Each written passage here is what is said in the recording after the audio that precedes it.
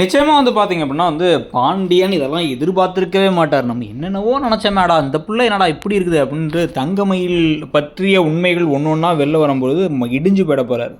நான் கூட்டு வந்த மருமக, நான் கூட்டு வந்த மருமக அப்படின்னு சொல்லிட்டு ரொம்ப பெருமைப்பட்டுட்டு இருந்தார். நடுவுல அந்த ஒரு புக் பண்ண விஷயத்துல, ஹோட்டல் ரூம் புக் பண்ண விஷயத்திலேயே கொஞ்சம் கடுப்பாகி பேசாமலாம் இருந்தார். அப்புறம் ஏதோ நம்ம மருமக நம்ம உயிரை காப்பாத்துச்சு அப்படின்னு திருப்பி பேசினார். ஆனால் இப்போ இதை விட பெரிய ஐடியா, இவங்க அப்பா சொன்னது பொய். அதாவது இப்போ இந்த விஷயத்தில் அவங்க அப்பா ஜெயிலுக்கெலாம் போகிறதுக்கான வாய்ப்புகள் இல்லை. மாணிக்கம் என்னதான் எதிர்த்த வீட்டில் பிடிச்சி வச்சுருந்தாலும், அவங்க இதை பற்றி பல விஷயங்கள்லாம் பேசினாலும், எப்படியோ இவரை காப்பாற்றினாலும், இவர் பிஸ்னஸ்லாம் பண்ணுறாரு, இவர் ஏன் திருட போகிறாரு அப்படின்னா, யார் இவனா, இந்த ஆள் பிஸ்னஸ்லாம் ஒன்றும் பண்ணலையே அப்படிங்கிற மாதிரி பாவம் அந்த பெரிய மனுஷனா அவன் இவன் சொல்லி கடைசியில் காமிச்சு அவர் வெட்டியாக தான் சுற்றிட்டு இருக்காரு, பல பேர்கிட்ட கடன் வாங்கிட்டு சுற்றி திரிகிறவர் அப்படிங்கிற மாதிரி பேசுகிறதுக்கான வாய்ப்புகள் ஜாஸ்தி. அப்படி பேசி அதெல்லாம் நிரூபணமாச்சு அப்படின்னா நான் பிஸ்னஸ் பண்ணுறேன், நான் அப்படி பார்க்குறேன், எனக்கு ஐஜியை தெரியும், ஆனால் ஐஜிக்கு என்ன தெரியாதுங்கிற மாதிரி ஒரு நிறைய பொய் சொன்னார்ல.